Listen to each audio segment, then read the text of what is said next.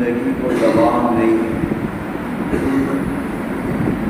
جو آدمی دنیا میں آیا ہے اسے ایک دن دنیا کو چھوڑ کر کے جانا بھی ہے،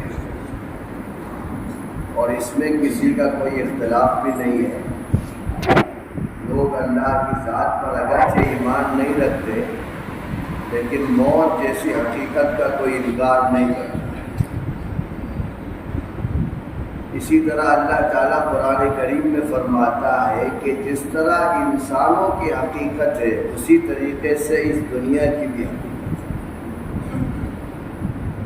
یہ دنیا بھی اپنی ایک عمر لے کر کے بنی ہے، جب عمر پوری ہو جائے گی تو دنیا بھی ختم ہو جائے گی، اور جب دنیا ہی ختم ہو جائے گی تو اس کے اندر چاند، سورج، زمین، آسمان، بڑی بڑی مخلوقات سب بالکل ختم ہو جائے۔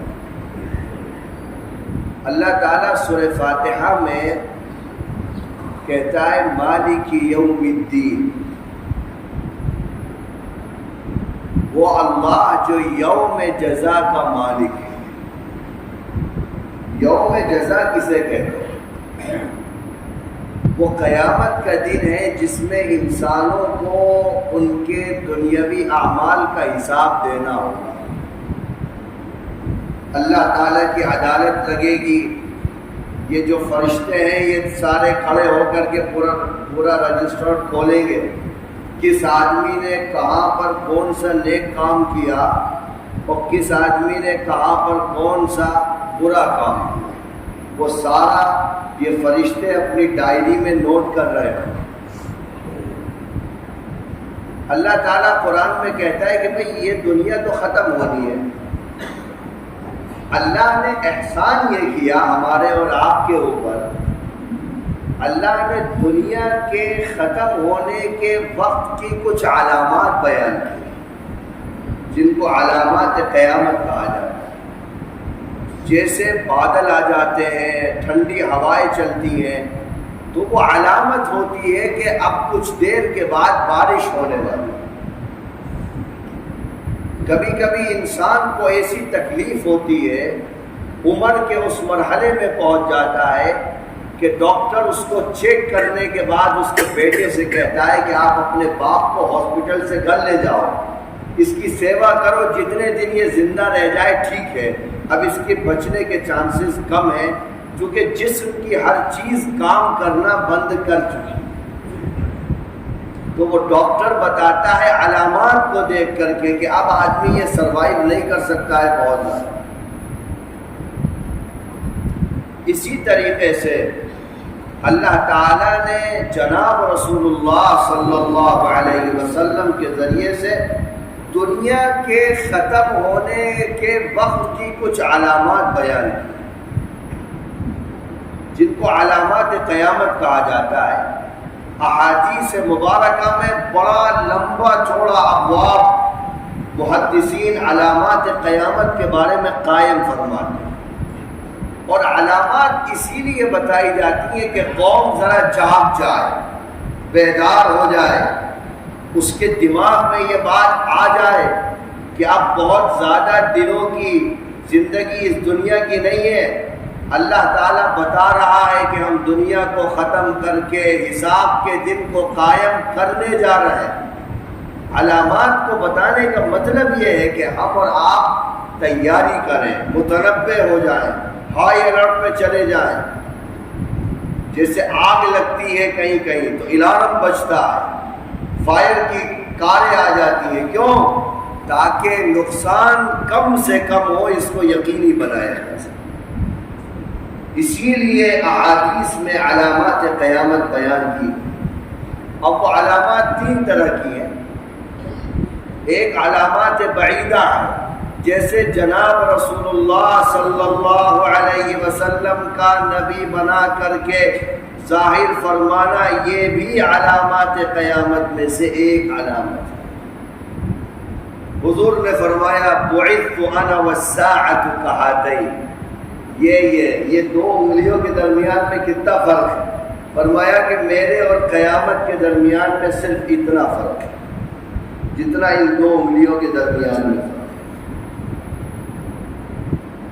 دوسری قسم ہے علامات متوسطہ، جس کے بارے میں آتا ہے کہ قوم کے اندر گانے عام ہو جائیں گے، فحاشی عام ہو جائے گی، سچ مغلوب ہو جائے گا، جھوٹ غالب ہو جائے گا، مجرمین کا بول بالا ہوگا۔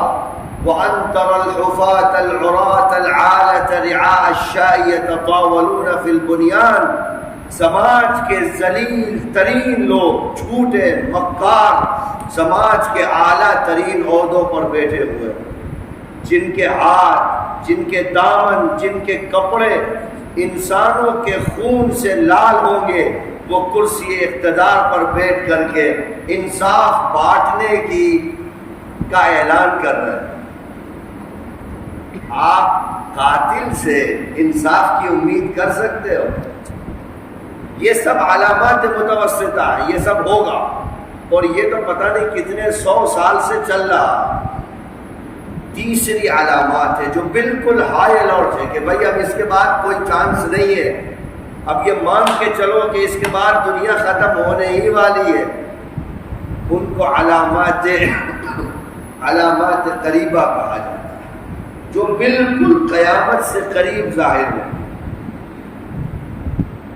10 علامات محدثین نے شمار کرائی ہیں جو بالکل عین قبل قیامت ظاہر ہوں گی، اور ان کے ظہور کے بعد یہ کہا گیا ہے کہ بس ایسا لگے گا کہ اب اور تب میں اللہ تعالیٰ اس کائنات کو ختم کر لے۔ انہی میں سے ایک علامت ہے خروج دجال کا۔ دیکھو، جب ہم کسی چیز کے بارے میں نہیں جانتے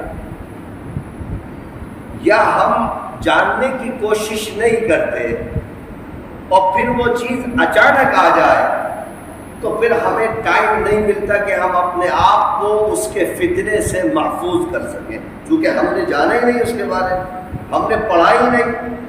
میں آپ کو ابو داؤد شریف کی ایک حدیث شریف سناتا ہوں، کتنی لمبی حدیث ہے۔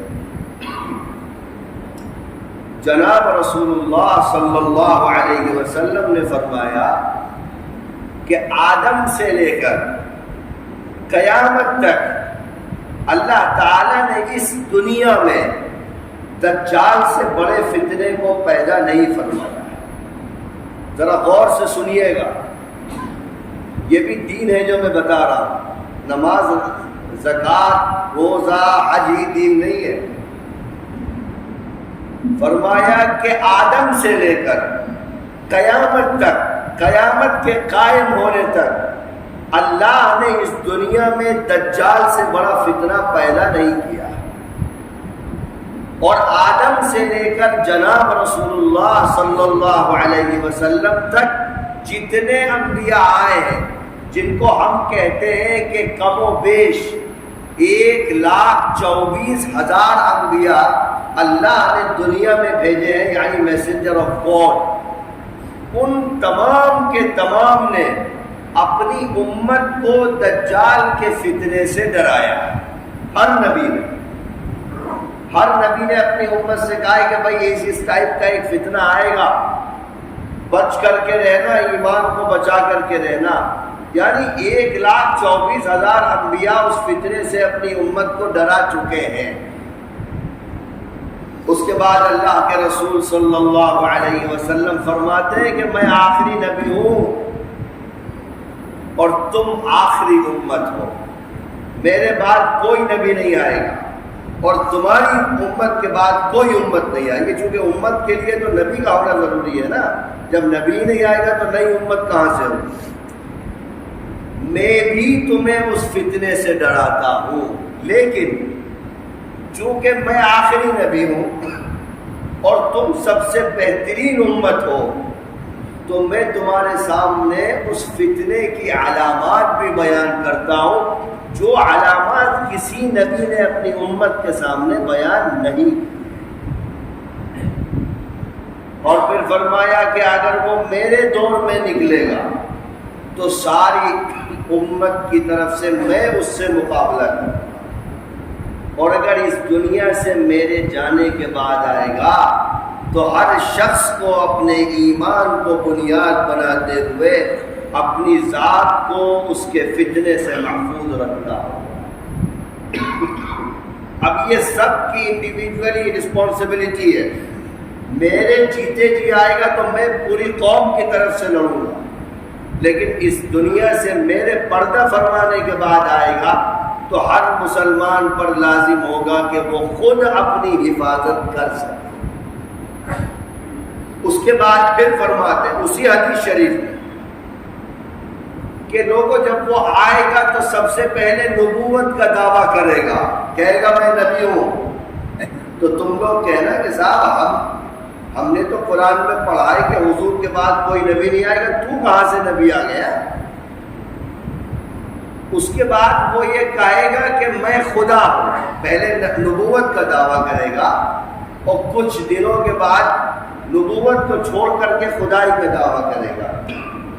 حضور نے فرمایا کہ اس سے کہنا کہ بھائی ہم تو جیتے جی خدا کو دیکھ ہی نہیں سکتے، ہم تو مرنے کے بعد خدا سے ملاقات کریں گے، تو کہاں سے خدا آ گیا؟ اور پھر اللہ کے رسول علیہ السلام نے فرمایا کہ ایک آنکھ سے وہ کانا ہوگا اور اس کی پیشانی کے بیچ میں کافر لکھا ہوا ہوگا، جس کو ہر ایمان والا چاہے وہ عربی پڑھنا جانتا ہو یا نہ جانتا ہو، لیکن اگر اس کے سینے میں ایمان کا نور جل رہا ہوگا تو وہ اس کی پیشانی پر کافر لکھا ہوا پڑھ لے گا. اور اللہ کے رسول علیہ السلام نے فرمایا کہ مسلمان کہیں گے بھائی تو کانا ہے، ہمارا رب تو کانا نہیں ہے، اور تیری پیشانی کے بیچ میں تو کافر لکھا ہوا، تو خدا کہاں سے؟ یہاں پر یہ حدیث شریف پوری ہو جائے. امام ابو داؤد رحمۃ اللہ علیہ نے اس حدیث شریف کو بڑے مفصل انداز میں نقل فرمایا. اللہ کے رسول علیہ السلام سے جو 5 دعائیں منقول ہیں ہر فرض نماز کے بعد، اس میں سے ایک دعا یہ بھی ہے کہ اللہم احفظنا من فتنۃ مسیح الدجال، کہ اللہ مجھ کو دجال کے فتنے سے محفوظ فرما. یہ اس لیے بتا رہا ہوں کہ آپ کو پتہ لگے کہ کتنی اہم چیز ہے، اور آپ ہی کے ہمارے بیچ میں ہی آنی ہے. اور اللہ تعالیٰ دجال کو ظاہر فرمائے گا امت کے امتحان لینے کے.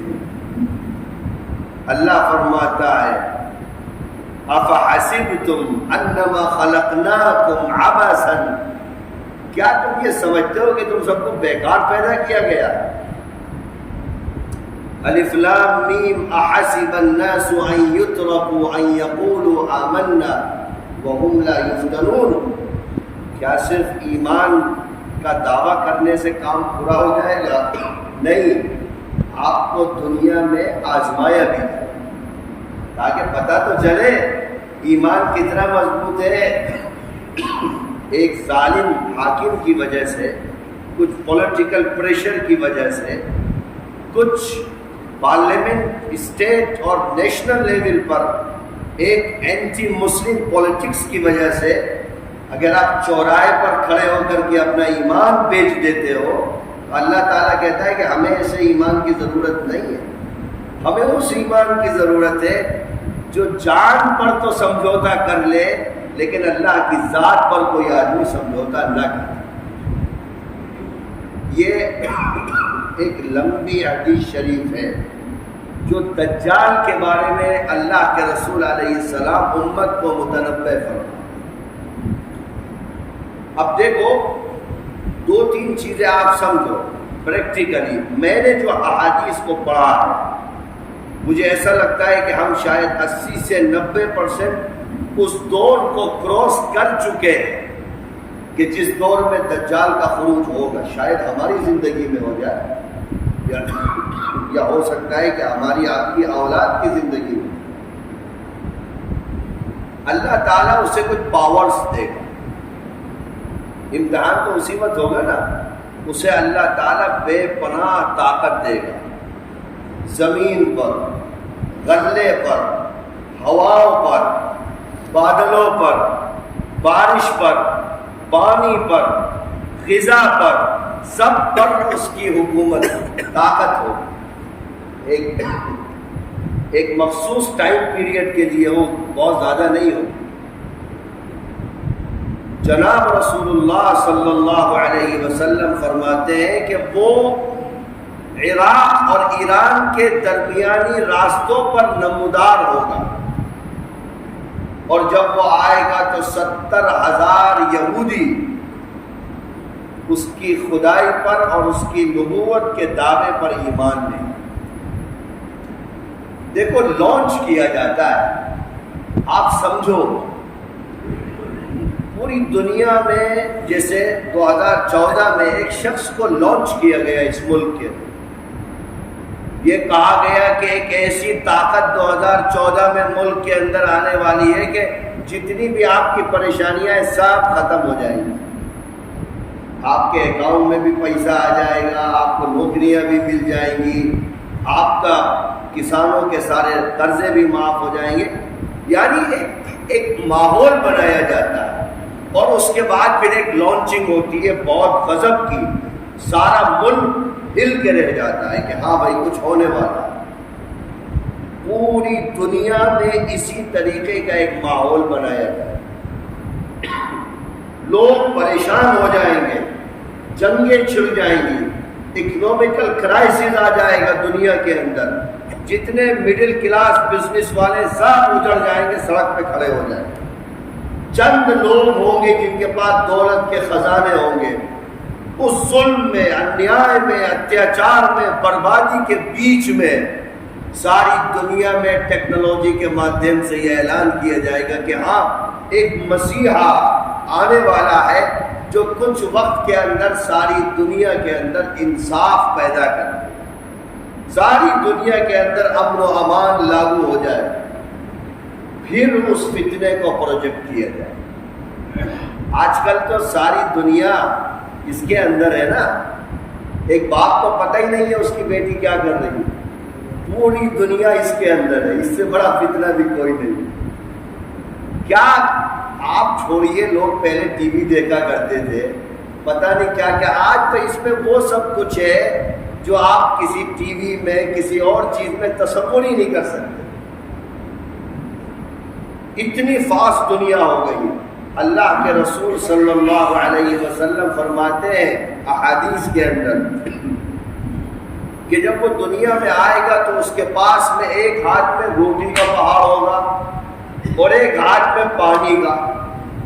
صحابہ نے کہا اللہ کے رسول روٹی کا پہاڑ، پانی کا پہاڑ، کیا آدمی ہوگا، کچھ اور ہوگا، کیا بلا ہوگی؟ فرمایا کہ روٹی کے پہاڑ کا مطلب یہ کہ جتنی بھی غذائی چیزیں ہیں جو آپ کھاتے ہو اس پر پورا کنٹرول ہوگا۔ دیکھو دنیا میں 3 چیزیں سب سے امپورٹنٹ ہوتی ہیں، پیسہ، کھانا پینا، غلہ اور پانی۔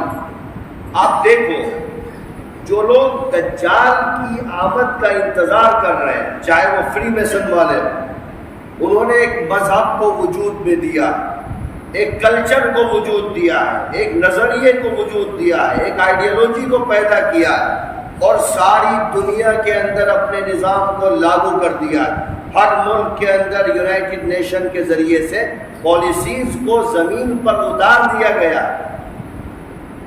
یہ وہ سب چیزیں ہیں جو میرے آقا 1400 سال پہلے بیان کر کے چلے گئے۔ آپ قیامت میں کہیں گے کہ صاحب یہ تو پتہ نہیں کون سی چیزیں آ گئی تھی، تو اللہ کہے گا بھائی ہم نے تو آپ کے کیا، آپ کی 70 اوپر کی پشتوں کے پیدا ہونے سے پہلے بتا دیا تھا کہ دنیا میں یہ ہونے والا ہے۔ اب آپ نے اس کو نہیں پڑھا، نہیں سیکھا، تو ہمارا فیلئر تھوڑی ہے۔ پیسہ کس کے، آپ کیا سمجھتے ہو آپ اپنے پیسوں کے مالک ہو؟ کیا ہوا تھا نوٹ بندی میں؟ پیسہ آپ کا تک آتا، لائن میں لگی ہے، 2000 روپے سے زیادہ نہیں نکال پائیں۔ یہ جتنی بھی آپ کو یہ کیش اکنومی دکھ رہی ہے 5 سال کے اندر ختم، چھٹی، جیب میں پیسہ ہی نہیں ہوگا، کریڈٹ کارڈ ہوگا آپ کے پاس، کرنسی ختم ہو جائے گی دنیا سے۔ کرنسی ختم ہونے کا مطلب کیا ہے کہ پیسے پر آپ کی گرفت ختم ہو جائے گی۔ ابھی تو آپ 2-4 لاکھ 10 لاکھ کروڑ 10 کروڑ روپے اپنے گھر میں رکھ لو، جب پیسہ ہی نہیں ہوگا، کریڈٹ کارڈ ہوگا، بینک میں ہوگا، بینک آپ کے میرے غلام تھوڑی ہے بھائی۔ دنیا کو 2 بینک دیکھتے ہیں، ورلڈ بینک ہے، IMF بینک ہے۔ آج جتنے ملک دیوالیہ ہوتے ہیں IMF بینک سے لون لیتے ہیں، آپ سری لنکا کو دیکھو، ویڈیو تو دیکھی ہوں گی نا آپ نے، سری لنکا نے لون لیا ہے ان سے۔ آپ کے پڑوس میں ایک ملک ہے جو آپ ہی سے بنا ہے، وہ بھی وہاں پیالہ لے کے کھڑا ہوا ہے، اور وہ لون ایسے تھوڑی دے دیتے، وہ پہلے پورے ملک کو خرید لیتے ہیں، گروی رکھ لیتے ہیں، تب جا کر کے وہ پیسہ دیتے ہیں۔ تو دولت پر کس کا قبضہ ہے؟ آپ کی دولت ہے، میری دولت ہے، لیکن میرے ہاتھ میں نہیں ہے، اسی طاقت کے ہاتھ میں ہے جو دجال کے آنے کا انتظار کر رہا ہے، جو اس کو خدا مان رہی ہے، اس کو مسیحا مان رہی ہے، اس کو اپنا لیڈر مان رہی ہے۔ آپ کم سے کم اس کو جانو، پہچانو، اپنی اولاد کو بتاؤ، تاکہ کل کہیں ایسا نہ ہو کہ جب وہ نبوت کا دعویٰ کرے تو حضور نے فرمایا کہ 70,000 مسلمان بھی پہلی مرتبہ اس کی شکل دیکھ کر اس پر ایمان لائیں گے۔ اللہ بچائے میری آپ کی آل اولاد کو، کس کون 70,000 میں شامل ہو جائے گا پتہ نہیں۔ اللہ کا غضب 7ویں آسمان پر ہوگا اس وقت۔ کیا کہا گیا؟ دوسری چیز روٹی ہے، کھانا ہے۔ آپ کیا سمجھتے ہو یہ جتنی کھاد ہے دنیا کے اندر، جن کو کسان زمین میں ڈال کر کے غلہ اگاتا ہے، یہ سب کچھ کمپنیز بناتی ہیں۔ اگر زمین میں ایک مرتبہ وہ کھاد ڈال دی جائے نا تو زمین اس کے بغیر پھر غلہ نہیں اگاتی ہے۔ پہلے لوگ کھاد تھوڑی ڈالا کرتے تھے، ان کے کیمیکل کا چھڑکاؤ تھوڑی ہوا کرتا تھا۔ آپ اپنے دادا سے پوچھئے گا، اپنے ابا سے پوچھئے گا، کچھ بھی نہیں تھا، کسان جتائی کرتا تھا، فصل نکل آتی۔ اب 70 قسم کے کیمیکل ہے۔ کیوں؟